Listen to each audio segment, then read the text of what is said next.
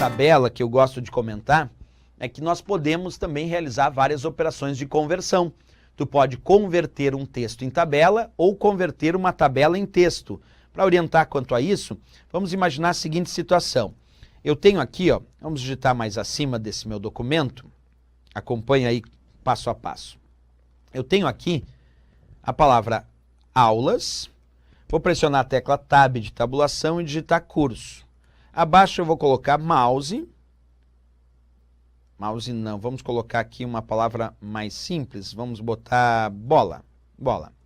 Tab de novo, de tabulação, e vamos digitar casa. O que eu quero fazer agora com essas 4 palavras? Tenta imaginar que eu quero transformar essas 4 palavras, esse texto, eu quero converter ele em tabela. E nós podemos converter um texto em tabela. E para isso nós vamos usar o botão tabela, mas faz passo a passo comigo. Olha lá, guia inserir tabela. Aqui eu vou observar que existe uma opção chamada converter texto em tabela. Nós podemos escolher essa opção para converter este texto em uma tabela automaticamente. Para isso, fazendo algumas escolhas. Então, cliquei em converter texto em tabela, surge uma caixa de diálogo, onde eu vou indicar o número de colunas, vou indicar se o texto vai ser separado nessa conversão por indicações de parágrafo, ponto e vírgula, tabulações ou até outro símbolo. Eu vou escolher aqui por tabulação, já que eu usei a tecla Tab para fazer essa conversão.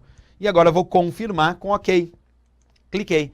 Pronto, percebe que ele acabou de criar uma tabela com aquele texto selecionado, provando que sim, nós podemos converter um texto em tabela, como também agora nós podemos converter a tabela em texto.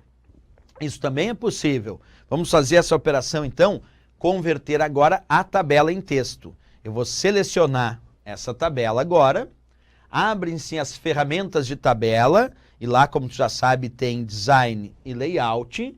Eu vou escolher aqui a opção Layout e vou escolher Converter em Texto, que é para converter a tabela em texto. Cliquei, também posso escolher por parágrafo, por tabulações, por ponto e vírgula ou outro caractere. Vou escolher por tabulação e vou confirmar. Pronto, agora ele converteu aquela minha tabela em texto, o que também é possível realizar. Então o fato é que numa tabela nós podemos tanto converter a tabela em texto, como também converter o texto em tabela. Isso é possível realizar aqui dentro do Word, sem dúvida nenhuma, efeito tranquilo, certo?